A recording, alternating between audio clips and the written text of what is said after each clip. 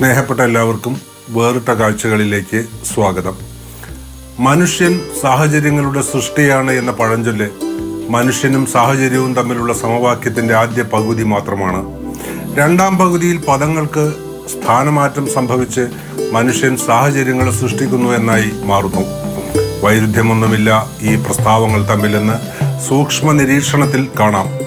ഒരേ സമയം പരസ്പരം പുനഃസൃഷ്ടിച്ചുകൊണ്ടിരിക്കുന്ന ഊർജ്ജസ്വലവും ചലനാത്മകവുമായ രണ്ട് പ്രതിഭാസങ്ങളുടെ പ്രതിസ്പന്ദമാണ് ഈ ഡയലക്റ്റിക്സിൽ നിരന്തരം സംഭവിച്ചുകൊണ്ടിരിക്കുന്നത്.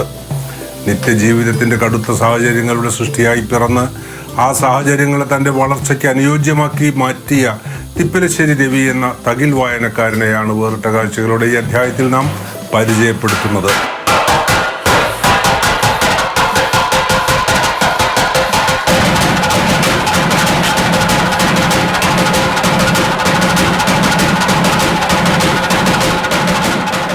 എൻ്റെയൊക്കെ ചെറുപ്പത്തിൽ ഒക്കെ അച്ഛൻ നാദസ്വരം വായിക്കാൻ കണ്ടിട്ടുണ്ട്. അച്ഛൻ പണ്ട് കാലത്ത് നാദസ്വരക്കാരനുണ്ടായിരുന്നത്. ആൾ മരണപ്പെട്ടു, ഇപ്പോൾ 1 വർഷം കഴിഞ്ഞു. അപ്പോൾ അതിൽ കൂടിയാണ് ഞങ്ങൾ വരുന്നത്. ഇപ്പോൾ എനിക്ക് 2 മക്കളുണ്ട്. ഇപ്പോൾ അവരും കാലക്രമേണ ഇതിലേക്ക് തന്നെ വന്ന് ചേരും. പഠിപ്പിക്കാനാണ് ഉദ്ദേശം. അതോടെ ഒരു കരിയന്നൂർ പൊന്നുട്ടിയാച്ചാന്ന് പറയും. ഞാൻ അവിടെ വീട്ടിൽ പോയിട്ട് പഠിക്കലും ഇവിടെ വന്ന് പഠിപ്പിക്കലും എൻ്റെ പുതിയ വീട്ടിൽ വെച്ചിട്ട് ഒരാൾ പഠിപ്പിക്കാൻ വന്നിട്ട് തന്നെ അങ്ങനെയൊക്കെ ആയിട്ടാണ് ഇപ്പോഴും പഠിച്ചുകൊണ്ടിരിക്കുകയാണ്. സത്യം പറഞ്ഞാൽ ഇപ്പോഴും ഒന്നും അറിയില്ല എന്ന് തന്നെ പറയാം. ഇതിന് സംഗീതം എന്ന് വെച്ചാൽ സാഗരമാണല്ലോ. അപ്പോൾ ഇതിലൊന്നും ആരും നേടിയവരും ആരും ഇല്ല. എന്നിരുന്നാലും നമ്മൾ എന്തെങ്കിലും വല്ല കച്ചേരികളും പിന്നെ കല്യാണ വായന പൂരങ്ങൾ അതൊക്കെ നമ്മൾ ഇപ്പം ഞാൻ വർക്ക് ചെയ്യുന്നത് തോളൂർ ഷാജി എന്ന് പറയും. അവരുടെ ടീമിലാണ് 2 വർഷമായിട്ട് വർക്ക് ചെയ്യുന്നത്. സ്വന്തമായിട്ട് ടീം ഇടുക എന്ന് പറഞ്ഞാൽ റിസ്ക്കാണ്. ഇതിലെന്ന് വെച്ചാൽ കല എന്ന് വെച്ചാൽ മദ്യത്തിൻ്റെ തുടക്കമാണത്. കല ഒരുവിധം എല്ലാവരും മദ്യം കഴിക്കുന്ന ആൾക്കാരാണ് കലാഫീൽഡിൽ. ഞാൻ 25 വർഷമായിട്ട് ഇന്നത്തെ വരെ കഴിച്ചിട്ടില്ല. ഇത് 12 പേരാണ് ഒരു ടീമിൽ.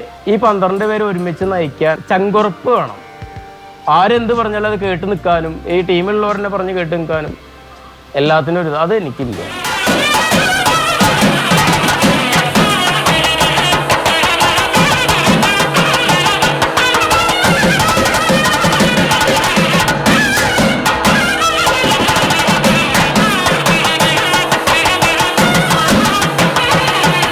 തൃശൂർ ജില്ലയിൽ തലപ്പള്ളി താലൂക്കിൽ പെരുമ്പിലാവിനടുത്ത് തിപ്പിലശ്ശേരിയിൽ ചക്കുംകുമരത്ത് കണ്ടോരന്റെയും അമ്മുകുട്ടിയുടെയും 4 മക്കളിൽ മൂന്നാമനായ രവികുമാർ തിപ്പിലശ്ശേരി രവി എന്ന പേരിൽ അറിയപ്പെടുന്ന തകിൽ വാദകനും തുന്നൽക്കാരനും മിമിക്രിക്കാരനും പാട്ടുകാരനും ആയത് കഠിനാധ്വാനം ഒന്നുകൊണ്ട് മാത്രമാണ്. കായികാധ്വാനം പരമ്പരയാ സ്വാഭാവികം മാത്രമായിരുന്ന ഒരു കുടുംബത്തിലെ അംഗമായിട്ടും രവികുമാർ 15-ാം വയസ്സിൽ തയ്യൽ വേലയിലേക്ക് തിരിഞ്ഞത് മനഃപൂർവ്വമായിരുന്നില്ല.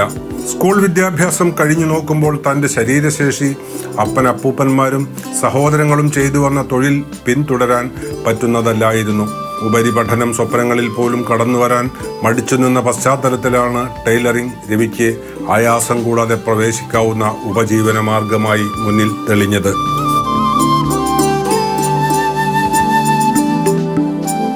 അച്ഛന് തേപ്പണി ഉണ്ടായിരുന്നേ, അമ്മയും കൂലിപ്പണിക്ക് പോകും.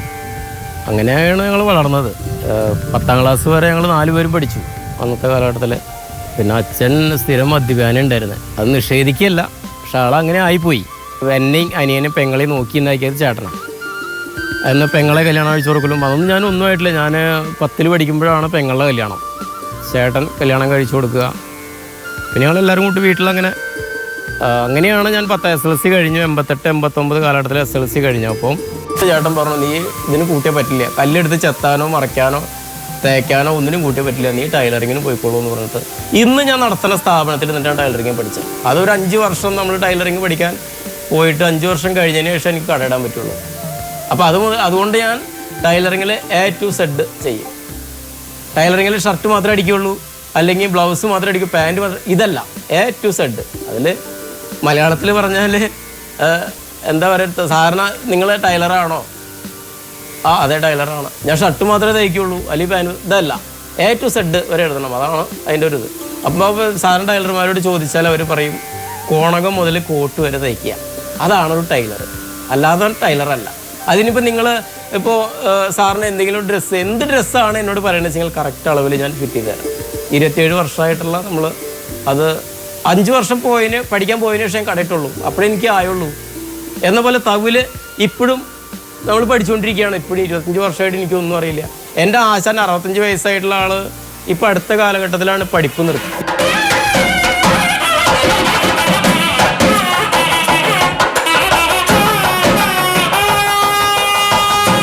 ഈശ്വര സമാനമായ വലിപ്പത്തിലാണ് സിനിമാ താരം ദിലീപ് ഈ തിപ്പലശ്ശേരിക്കാരന്റെ മനസ്സിൽ പ്രതിഷ്ഠിക്കപ്പെട്ടത്.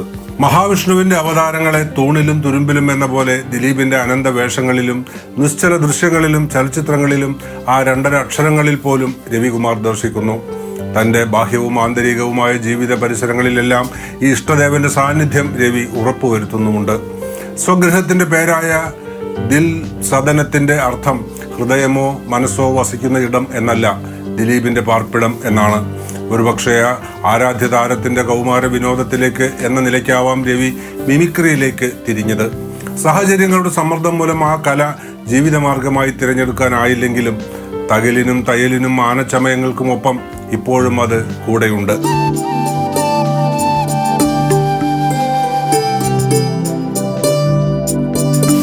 ഒരു 4 കൊല്ലം മുന്നേ കൊച്ചിൻ രസ എന്ന് പറഞ്ഞൊരു ട്രൂപ്പ് ഉണ്ടായിരുന്നു എറണാകുളത്ത്. അത് മനോജ് കെജേൻ്റെ ഡ്യൂപ്പ് രഞ്ജിത്ത് മേനോൻ എന്ന് പറഞ്ഞിട്ടുള്ള ഒരാളാണ് അതിൻ്റെ സംവിധായകൻ. അന്ന് ഞാൻ അതിലുണ്ടായിരുന്നത്. അപ്പോൾ അന്ന് ദിലീപിൻ്റെ ഡ്യൂപ്പായിട്ട് ഞാനാണ് അതിലാൾ. അങ്ങനെ ഒരുപാട് സ്റ്റേജിൽ നമ്മൾ കളിച്ചു. പിന്നെ അതിന് വരുമാനം കുറവാണ്. എനിക്ക് ഈ തകിലിൻ്റെ പരിപാടിയുള്ള ദിവസം അതും ഉണ്ടാവും. അപ്പോൾ അതൊക്കെ ലോങ്ങാണ് ഉണ്ടാവുക. അതിന് പോയാൽ തുച്ഛമായിട്ടുള്ള പൈസ കിട്ടുള്ളൂ. സംഭവം നമുക്ക് സ്റ്റേജിൽ കയറാൻ അതായത് ഒരുപാട് കയ്യടിയും കാര്യങ്ങളും അതൊക്കെ ഉണ്ട്. പക്ഷെ നമുക്ക് കാര്യങ്ങൾ നടക്കില്ല. നമുക്ക് വീട് കാര്യങ്ങൾ നടക്കണ്ടേ. അതിന് വേണമെങ്കിൽ നമ്മൾ തകിലായിട്ട് പോകണം. അപ്പോൾ ആ ഒരു ഫംഗ്ഷൻ ആ ഒരു പ്രൊഫഷൻ അത് നമ്മൾ നിർത്തിവെച്ചു. പിന്നെ അത് കൂടാതെ ഇപ്പോൾ ഇവിടെ നമ്മുടെ വല്യമ്മയുടെ മകൻ രാമദാസ് എന്ന് പറയും, കൊരട്ടിക്കര രാമദാസ്, മിമിക്സ് കേരള എന്ന് പറഞ്ഞിട്ട് മിമിക്സ് കേരള തൃശ്ശൂർ എന്ന് പറഞ്ഞിട്ട് ട്രൂപ്പുണ്ട്. അവനാണ് അതിൻ്റെ സംവിധായകൻ. ആ ട്രൂപ്പിലാണ് പോയിക്കൊണ്ടിരിക്കുന്നത്.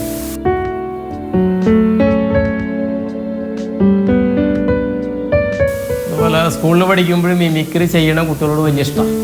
പക്ഷെ എന്നോട് അതിന് കഴിയില്ല, തീരെ കഴിയില്ല. പക്ഷെ അന്നത്തെ കാലത്ത് ലളിതഗാനത്തിലൊക്കെ പങ്കെടുത്ത് അങ്ങനെ മിമിക്രിയിൽ പങ്കുകൊള്ളണം, മോണാക്ടിലൊക്കെ പങ്കുകൊള്ളണം എന്നുള്ളത് എനിക്ക് താല്പര്യമാണ്. പക്ഷെ എന്നോട് കഴിയില്ല. അങ്ങനെ ഇരിക്കുകയാണ് ഈ സല്ലാപ് എന്നുള്ള സിനിമ വരുന്നത്. എന്നെ പിന്നെ എല്ലാവരും ദിലീപേട്ടൻ്റെ പേരെന്നെ വിളിക്കുക. അപ്പം അന്ന് അവർ പറഞ്ഞു തുടങ്ങി ഇയാൾ ദിലീപിൻ്റെ പോലെ ഉണ്ട് കേട്ടോ, അങ്ങനെ പറഞ്ഞു. അപ്പം എനിക്കിന്ന് അപ്പോൾ ഒരു ഇത് കയറി, എന്നിപ്പോൾ അങ്ങനെയാവാം. അങ്ങനെ ഇരിക്കുക. അങ്ങനെയാണ് വല്യമ്മയുടെ മകൻ്റെ ട്രൂപ്പും കാര്യങ്ങളായിട്ട് അതിലാണ് ചെന്ന് ഇടപെടണം. ഇതിനുള്ള വരുമാനം കുറവ് കാരണം കൊണ്ട് അധികം സ്റ്റേജിൽ അങ്ങനെ കൂടുതൽ പറയത്തക്ക ഈ പരിപാടിക്ക് നാദസ്വര പരിപാടിക്ക് പോണ പോലെ കൂടുതൽ വേദികൾ നമ്മൾ ചെന്നിട്ടില്ല. എന്നാൽ ഒരു 10-50 സ്റ്റേജിൽ കളിച്ചിട്ടുണ്ട്. സ്റ്റേജിൽ ചെയ്യാറുള്ളത് ഞാൻ ദിലീപിൻ്റെ പാട്ട് വെച്ചിട്ട് അനുകരണം. അത് കൂടുതൽ ചെയ്യണത് കല്യാണരാമനിലത്തെ ഒരു പാട്ടും പിന്നെ സല്ലാപത്തിലത്തെ പൊന്നിൽ കുളിച്ചു വന്നു ആ ഒരു വൈറ്റ് ആൻഡ് വൈറ്റ് ഡ്രസ്സ് ഇട്ടിട്ടുള്ളൊരു ഇത് രണ്ടുമാണ് കൂടുതൽ എന്നെ കൊണ്ട് ചെയ്യിക്കുക. ഇപ്പോൾ ഈ ദിലീപേട്ടൻ കാരണമാണ് ഞാൻ ഇതിലേക്ക് എത്താൻ കാരണം. പിന്നെ എനിക്ക് ഏറ്റവും ഇഷ്ടം ഭഗവാന്മാരിൽ കൃഷ്ണനാണ്, കൃഷ്ണഭക്തനാണ് ഞാൻ. സത്യം പറഞ്ഞാൽ അത് കഴിഞ്ഞാൽ ദിലീപേട്ടനാണ് എൻ്റെ എല്ലാം. എനിക്ക് ദിലീപേട്ടനെ ഞാൻ നേരിട്ട് കാണാൻ ഇപ്പോൾ ദിലീപിൻ്റെ ഇത് അനുകരിക്കുന്ന ആളാണ് ഞാൻ. ഒരിക്കൽ ഇതുപോലെ ദിലീപിനെ കാണാൻ വേണ്ടിയിട്ട് വീട്ടിൽ പോയി.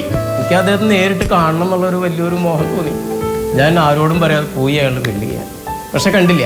അങ്ങനെ എനിക്ക് കല്യാണം കഴിഞ്ഞു. എൻ്റെ കല്യാണം കഴിഞ്ഞ സമയത്ത് 99 കല്യാണം കഴിഞ്ഞു. ആ സമയത്ത് 99 ആണ് ഡാർലിംഗ്, 99 2000 ഓർക്കണില്ല. ആ സമയത്ത് കല്യാണം കഴിഞ്ഞ സമയത്താണ് ഡാർലിംഗ് ഷൂട്ടിങ് വരുന്നത്. അതൊന്ന് ഭാര്യവീടിൻ്റെ അടുത്താണ്. ഭാര്യവീട് മുല്ലശ്ശേരിയിലാണ്. ചെന്ന സമയത്ത് ഷൂട്ടിങ് നടന്നുകൊണ്ടിരിക്കുക. ഞാനിതൊന്നും ശ്രദ്ധിക്കാതെ ദിലീപേട്ടന് നേരിട്ട് ചെല്ലുക. ഷൂട്ടിങ് നടന്നുകൊണ്ടിരിക്കുന്ന സമയത്ത് അതിൻ്റെ ഉള്ളിലേക്ക് ഞാൻ ചെല്ലുക. ലൈറ്റ് എല്ലാ കാര്യങ്ങളും ചെയ്ത് ഷൂട്ടിങ് ചെയ്യണം. അതിൻ്റെ ഉള്ളിലേക്ക് നേരിട്ട് നടന്നു ചെല്ലുമ്പോൾ എന്നെ ക്യാമറമാൻ തടഞ്ഞു. അന്ന് രായസൻ സാറാണ് എൻ്റെ സംവിധായകൻ. അപ്പോൾ എന്നെ തടഞ്ഞു നോക്കുമ്പോൾ ദിലീപേട്ടൻ പറഞ്ഞോട് കണ്ടിട്ട് പറഞ്ഞു ഒരു മിനിറ്റ് കേട്ടോ എന്ന് പറഞ്ഞു. ഞാൻ അറിയണത് ഞാൻ അത്ര ഫ്രണ്ട്ലി എന്നുള്ള നിലയ്ക്ക് അയാൾ ഒരു മിനിറ്റ് കേട്ടോ പറഞ്ഞു. അപ്പം ഞാൻ അവിടെ നിന്നു. എന്നിട്ട് ആ ഒരു കഴിഞ്ഞോടുകൂടെ ആ ഒരു സീൻ കഴിഞ്ഞോടുകൂടെ ദിലീപേട്ടൻ എന്നെ നേരിട്ട് വിളിച്ചു ഒരു ഓവർ. അവൻ നേരിട്ട് ചെന്ന് കെട്ടിപ്പിടിച്ചു. വേറെ ഒന്നും നോക്കിയില്ലേ, കെട്ടിപ്പിടിച്ചു. ഞാൻ പറഞ്ഞു എനിക്ക് എന്തെങ്കിലും തന്നേ പറ്റുള്ളൂ, ഇന്നതെന്നല്ല, എനിക്ക് ദിലീപേട്ടൻ എന്തെങ്കിലും തന്നേ പറ്റുള്ളൂ, ഞാൻ അത്രയും ദിലീപേട്ടൻ്റെ അത്രയും വേണ്ടപ്പെട്ട ഒരാളാണ് എന്നൊക്കെ പറഞ്ഞു അയാൾ. എന്നിട്ട് എനിക്ക് ഇന്ത്യയിലൊന്നും തരാനില്ല. അപ്പോൾ രായസേന സാറിൻ്റെ അടുത്തുനിന്ന് ഒരു ഷീറ്റ് പേപ്പർ വാങ്ങിച്ചിട്ട് അതിൽ എഴുതി ഒപ്പിട്ട് തന്നൊരു പേപ്പർ ഞാൻ ഇന്നും ഇത്രയും വർഷമായിട്ട് എടുത്തു വെച്ചിരിക്കുക, എൻ്റെ അലമാരയിൽ എടുത്തു വെച്ചിരിക്കുകയാണ്. പിന്നെ ദിലീപേട്ടനോടുള്ള കൂടുതൽ ഇഷ്ട കാരണം കൊണ്ട് എൻ്റെ മകൻ്റെ പേര് ദിൽഷിത്ത് എന്നാണ്. ദിൽ, എന്നെ എല്ലാവരും ദില്ലെന്നാണ് വിളിക്കുക. പിന്നെ വീടിൻ്റെ പേരും ദിൽസദൻ എന്നാണ്. പിന്നെ എൻ്റെ കടയുടെ ഷിജിത ടൈലേഴ്സ് എന്ന സ്ഥാപനത്തിൻ്റെ എപ്പോഴും ദിലീപിൻ്റെ ഫോട്ടോ മാറി മാറി വരയ്ക്കാറുണ്ട് ഞാൻ. എൻ്റെ റൂമിൻ്റെ കടയുടെ ഉള്ളിലും ദിലീപേട്ടൻ്റെ ഫോട്ടോ ഉണ്ട്. ദിലീപേട്ടൻ്റെ ഒരു ഫോട്ടോ പേപ്പറിൽ കണ്ടു കഴിഞ്ഞാൽ അത് ഞാൻ ചവിട്ടി എന്തെങ്കിലും കീറാനും ഞാൻ സമ്മതിക്കാറില്ല, ഞാൻ കണ്ടില്ലാണ്ട് സമ്മതിക്കാറില്ല, അത് എടുത്തു വയ്ക്കും. അത്രയും ഒരുപാട് ഇഷ്ടമാണ് ദിലീപേട്ടനോട്. അങ്ങനെയാണ് ഞാൻ ഇതിലേക്ക് മിമിക്സിലേക്ക് വരാനുണ്ടായ കാരണം. ഇതേപ്പെട്ട മൂപ്പര് ചെറുപ്പം മുതലേ അവർക്ക് ഒരു ആർട്ട് കുറച്ച് കഴിവുകളുണ്ട്. പിന്നെ ഒരുപാട് കഷ്ടപ്പാടിൽ നിന്ന് പിടിച്ചു നിന്നിട്ട് രക്ഷപ്പെട്ടു വന്നൊരു മനുഷ്യനാണിത്. ഒരുപാട് ദുരിതങ്ങൾ കുറേ ഫേസ് ചെയ്തിരുന്ന ആൾ. എന്നിട്ടും ഫാമിലിയിൽ നിന്നൊക്കെ ഒറ്റപ്പെട്ടപ്പോഴും പിടിച്ചു നിന്ന് ഇതുവരെ എത്തിയിട്ടുണ്ട്. പിന്നെ ഒരു പ്രത്യേക ക്യാരക്ടറാണ്. അങ്ങനെ ആരായിട്ട് അത്ര വലിയ അടുപ്പങ്ങൾ കൂടുതലില്ല. പക്ഷേ ആൾ ദിലീപിൻ്റെ ഒരു ഫാനാണ്. അതാണ് മൂപ്പര് ഏറ്റവും വലിയ വീക്ക്നെസ്. മൂപ്പര് ആ ദിലീപിൻ്റെ ആ സ്റ്റൈലിൽ കൂടെയാണ് നടക്കുള്ളൂ.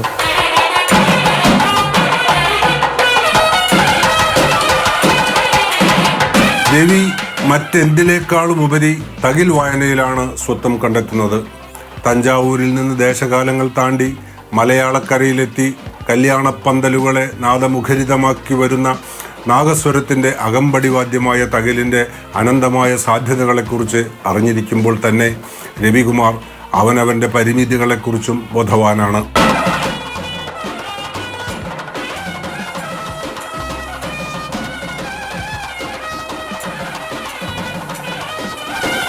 ഇനിയിപ്പോൾ ചെണ്ട കൊട്ടണോ ഞാൻ കൊട്ടും. ഒരു മേളം കൊട്ടണമെങ്കിൽ ഞാൻ കൊട്ടാം. ഞാൻ ഇടയ്ക്ക പഠിച്ചിട്ടുണ്ട്, പഞ്ചവാദ്യം പഠിച്ചിട്ടുണ്ട്. അതിൽ ഇടയ്ക്കായിട്ട് നടത്തുന്നുണ്ടായിരുന്നത് ഇടയ്ക്ക. പിന്നെ ഞങ്ങളുടെ മരം മറ്റുള്ള എല്ലാ സാധനം ഉപയോഗിക്കും, വർക്ക് ചെയ്യും. സംഗീതം എന്ന് വെച്ചാൽ സാഗരമാണ്. അത് ഒരുപാട് എത്ര പഠിച്ചാലും തീരില്ല. അത്രയധികം കടൽ പോലെ കിടക്കല്ലേ. അങ്ങോട്ടൊന്നും നമുക്ക് എത്തി നോക്കാനോ ഒന്നിനും കഴിയില്ല. എന്നാൽ ഓരോരുത്തർക്കും ഓരോ സംഗീതം, ഓരോ മനസ്സിൽ ഓരോന്നുണ്ടാവും. അത് എനിക്ക് പാടാൻ അത്ര കഴിവില്ല. എന്നാൽ തൽക്കാലം നമ്മൾ സ്കൂളിൽ പഠിക്കുമ്പോഴൊക്കെ ഞാൻ ലളിതഗാനത്തിൽ നിന്നൊക്കെ പങ്കുകൊണ്ടുണ്ടായിരുന്നു, അവന് പാടിയിട്ടുണ്ടായിരുന്നു. ഇപ്പോഴും നാടൻ പാട്ട് ഭയങ്കര ഇഷ്ടമാട്ടോ. അത് എനിക്ക് ഏറ്റവും ആസ്വാദകരെന്ന് പറഞ്ഞാൽ ഇതിനൊക്കെ നാടൻ പാട്ട് വലിയ ഇഷ്ടമാണ്. ഞാൻ എപ്പോഴും പാടുന്നൊരു സംഭവമാണ്. കുഞ്ഞാളെ കുഞ്ഞാളെ ഒരു പാട്ടും കുട്ടിനെ തന്നാളെ, ആലോലോ പാടിയുറക്കാറ് കുഞ്ഞ് കലനിക്കുമില്ലല്ലോ.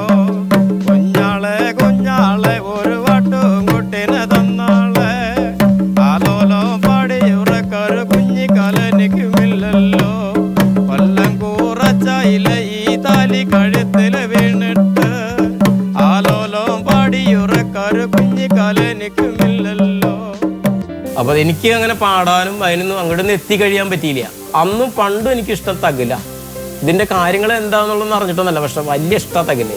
അങ്ങനെയാണ് തകിലേക്ക് വരാൻ കാരണം. പിന്നെ അച്ഛൻ്റെ ഈ നാദസ്വരത്തിൻ്റെ ഇതും അത് കൂട്ടായിട്ട് പിന്നെ ഞങ്ങൾ നാടൻ കല, ഞങ്ങൾ അങ്ങനെയാണ് നാടൻ കലയായിട്ട് വളരെ ബന്ധമുള്ള ആൾക്കാരാണ്.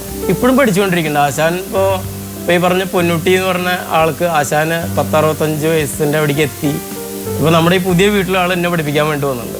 അന്നും ഇപ്പോൾ ഈ പറഞ്ഞ പോലെ കോതച്ചിറ മണികണ്ഠനും ഞാനും കൂട്ടിരുന്നിട്ട് എൻ്റെ റൂമിൽ ഈ വീട്ടിൽ നിന്ന് പഠിച്ചാൽ ഇപ്പോഴും പഠിച്ചുകൊണ്ടിരിക്കണം. ഇപ്പോൾ ഞാൻ കഴിഞ്ഞ വർഷം ഇരുന്നിട്ടില്ല. ഇനിയിപ്പോൾ ഈ വർഷം ഇരിക്കാൻ പറ്റില്ല. ഇനിയിപ്പോൾ ഈ സീസൺ കഴിഞ്ഞാൽ ആശാനെ വരുത്തണം, വീണ്ടും ഇരിക്കണം.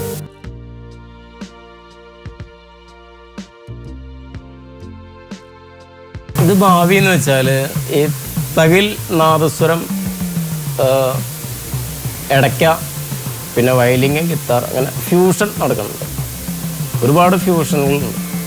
സത്യം പറഞ്ഞാൽ ഞാൻ ഫ്യൂഷനൊന്നും പോയിട്ടില്ല. അത് നമ്മളില്ലാത്ത പറഞ്ഞിട്ട് കാര്യമില്ല. അങ്ങനെയൊക്കെയാണ് ഇതിൻ്റെ ഒരു ഭാവി ഉള്ളത്. അല്ലാതെ ഇപ്പോൾ അതിലുപരി ഭാവിയായിട്ട് ഒന്നും പറയാനില്ല എന്നാണ് തോന്നുന്നത്.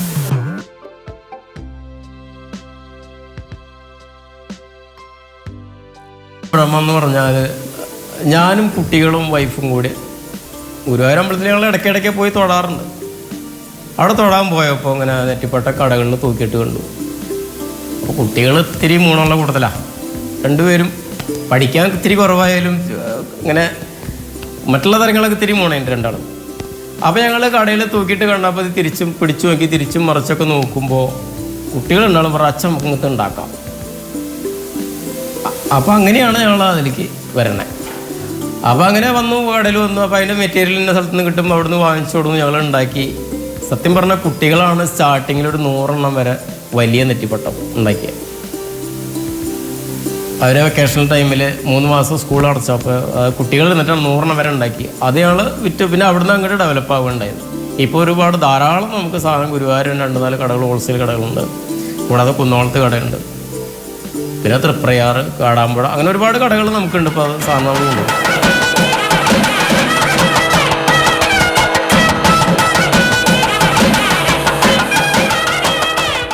ഏറ്റവും കൂടുതൽ എനിക്ക് തകില് കൊട്ടാനാണ്. അത് ചെറുപ്പത്തിലും അതെ. തകില് എന്ന് വെച്ചാൽ അത് തകില് എടുത്തു നോക്കിയാൽ ഒരു 20 കിലോ 22 കിലോ വെയിറ്റ് ഉള്ള വാദ്യോപകരണമാണ് തകില്. ഇത് ഏറ്റു നിൽക്കാനുള്ള ശേഷി എനിക്കില്ല. ഞാൻ 25 വർഷമായിട്ട് ഇപ്പോഴും ഏറ്റവും നടക്കുക. പരിപാടി കഴിഞ്ഞ് വരുമ്പോൾ തന്നെ എൻ്റെ ഡബിളുള്ള ജിമ്മിന് പോണ പിള്ളേരുടെയൊക്കെ ഈ തകിലൊന്ന് 10 മിനിറ്റ് പരിപാടി കഴിഞ്ഞു കമ്മിറ്റി സ്ഥലത്തേക്ക് ഒന്ന് എത്തിക്കാൻ വേണ്ടി തോളിട്ടെടുത്ത് കഴിഞ്ഞാൽ അവരെന്നെ തൊഴുക, എങ്ങനെ ചേട്ടാ അത് ഏറ്റി നടക്കണേ. അപ്പോൾ അത് നിത്യഭ്യാസി ആനയെടുക്കുമെന്ന് പറഞ്ഞ പോലെ 25 വർഷമായിട്ട് ഞാൻ അത് ഏറ്റി നടക്കണ കാരണം കൊണ്ടായിരിക്കാം ഇപ്പോഴത് ഏറ്റി നടക്കാൻ പറ്റുന്നത്. ഇത്ര വെയിറ്റുള്ള സാധനങ്ങളിലേക്ക് തകില് കൊട്ടാൻ വലിയ ഇഷ്ടമാണ്. അതിപ്പോഴും അതെ, എത്ര വയ്യെങ്കിലും അത് പരിപാടിക്കാൻ പോകും. ഏറ്റവും ഇഷ്ടപ്പെട്ടുള്ളൊരു കല തകില് കൊട്ടുക എന്നുള്ള വലിയൊരു ഇഷ്ടം.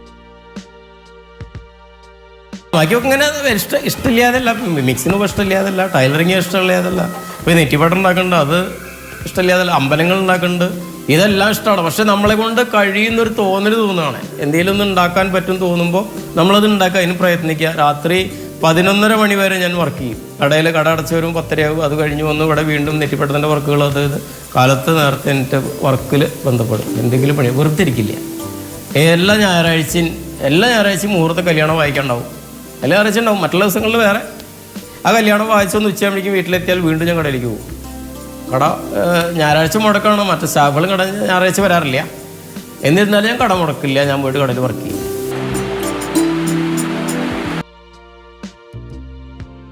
വിഖ്യാതരായ നാഗസ്വര വിദ്വാൻമാർക്കൊപ്പം വലിയ വലിയ സംഗീത കച്ചേരികളിൽ തൻ്റെ തകിലുമായി കടന്നിരിക്കാമെന്നൊന്നും ഇദ്ദേഹം തീർച്ചയായും മോഹിക്കുന്നില്ല. അതിവിസ്തൃതമായ സംഗീത സാഗരത്തിൽ പാദം നനയ്ക്കാൻ പോലും ഇതുവരെ തനിക്കായിട്ടില്ല എന്നാണ് രവി വിനയാന്വിതനാവുന്നത്. അതുകൊണ്ട് വൈവിധ്യമാർന്ന കർമ്മരംഗങ്ങളിലെ തിരക്ക് കുറഞ്ഞ ഇടവേളകളിൽ തന്നാലാവും വിധം ഇപ്പോഴും ഗുരു സാന്നിധ്യത്തിൽ സംഗീത പാഠങ്ങൾ തുടർന്നേ പോകുന്നു.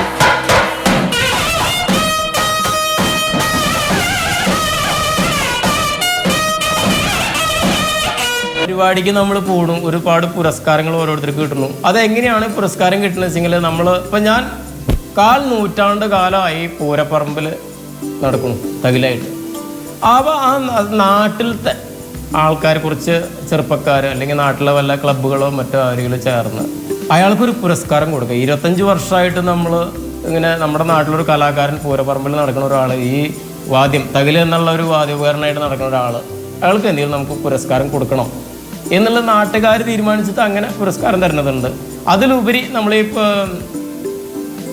മറ്റേ വലിയ പുരസ്കാരങ്ങൾ കിട്ടണമെങ്കിൽ നമ്മൾ അത്രയും വായിച്ച് തെളിയണം, തകില് വായിച്ച് തെളിയണം. അതിന് എന്നെ കൊണ്ട് കഴിയില്ല. അത്രയും വലിയൊരു പ്രൊഫഷനിലെത്താൻ എന്നെക്കൊണ്ട് കഴിയില്ല. അങ്ങനെയുള്ളൂ. അതിലിപ്പോൾ ഇപ്പോൾ ഞാൻ വായിക്കുന്നുണ്ട്, അത്യാവശ്യം നമ്മുടെ കാര്യങ്ങൾ കഴിച്ചു കൂട്ടാം. എന്നാൽ ഇപ്പം എൻ്റെ ആശാൻ വായിക്കണതിന് നമുക്ക് പറ്റില്ല. അദ്ദേഹമൊക്കെ വളരെയധികം തകിലുമ്പോൾ തൊട്ട് വായിക്കുകയാണെങ്കിൽ നമുക്കത് തൊടാനുള്ള അർഹതയും കൂടി ഇല്ല. അപ്പോൾ അത്ര പഠിപ്പുള്ളൂ എനിക്ക്. അങ്ങനെ വ്യത്യാസങ്ങളുണ്ട്. അപ്പോൾ നമ്മൾ അങ്ങനെയുള്ള പുരസ്കാരങ്ങൾ നമ്മൾ കിട്ടാൻ ഇപ്പോൾ നമുക്ക് കിട്ടിക്കൊണ്ട് ആലോചിക്കില്ല എന്നുണ്ട്. പക്ഷെ നമുക്ക് കിട്ടില്ല ഒരു ഉറപ്പാണ്, നമ്മളോട് കഴിയില്ല. അതാണ് അതിൻ്റെ സാരം. പൊതുവിൽ വെച്ച് നോക്കുമ്പോൾ പുള്ളിക്കാരൻ ഒരു നമ്മുടെ ഗ്രാമത്തിലെ നമ്മുടെ ഈ പെരിഞ്ഞാവ് ഇതിൽ നമുക്കൊരു നല്ലൊരു കലാകാരനാണെന്ന് എനിക്ക് മനസ്സിലായി. പിന്നെ ഇങ്ങനത്തെ ഒരു കലാകാരൻ നമുക്ക് ഏതെങ്കിലും രീതിയിൽ അംഗീകരിക്കണം, അവരതിന് ചുറ്റുപാട് സമൂഹങ്ങൾ അറിയണം എന്നുള്ളൊരു താല്പര്യം നമ്മളെ ഗ്രാമവാസികൾക്കും വേണം. വിദ്യാർത്ഥിന് ഒരു 25 വർഷമായി ഇത്തരം മേഖലകളിലൊക്കെ ഇരുന്ന് വർക്ക് ചെയ്യുന്നു. അതുപോലെ എത്ര കലാകാരന്മാർ ഇപ്പോൾ നമ്മുടെ അറിയപ്പെടാൻ പോയിട്ടുണ്ടാവും. അത് നമ്മുടെ നാട്ടിലെ പോരായ്മകൾ തന്നെയാണ്. ഇരിക്കാൻ ആരും തയ്യാറാവത്തിൻ്റെ കാര്യം എന്ന് വെച്ചാൽ അത് മറ്റുള്ളവരെ മനസ്സിലാക്കാൻ തയ്യാറാവണില്ല. വേറെയുള്ള കാര്യങ്ങൾക്കൊക്കെ സമയം കണ്ടെത്തുന്നുണ്ട്. പക്ഷെ ഒരു കലാകാരനെ പ്രോത്സാഹിപ്പിക്കാൻ താല്പര്യപ്പെടുന്നില്ല എന്നോ ഇനി അതിലേക്ക് ഈ ഒരു കലാകാരൻ മാത്രമായിട്ട് വേണമെന്നുള്ള എന്താണെന്ന് പറയാൻ പറ്റില്ല എനിക്ക്.